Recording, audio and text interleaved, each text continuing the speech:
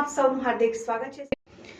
મૂળી તાલુકા વિકાસ અધિકારીની ઓફિસ બની રહી છે ભાજપનું કાર્યાલય અને પાર્ટીના લોકોને રજૂઆતથી દૂર રાખવામાં આવે છે।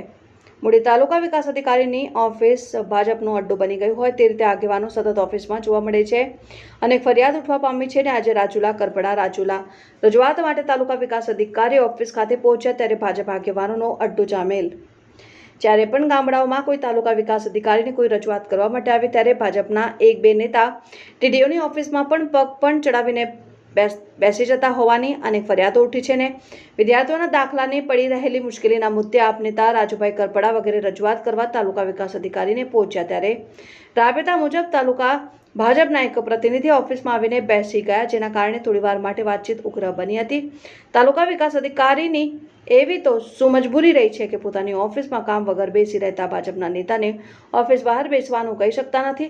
તાલુકા ભાજપના નેતા સરપંચોને તાલુકાની સામાન્ય જનતા ઉપર પ્રભાવ ઊભો કરવા માટે તાલુકા વિકાસ અધિકારીની ઓફિસનો અને ખુરશીનો ઉપયોગ કરી રહ્યા હોય તેવું દેખાય છે।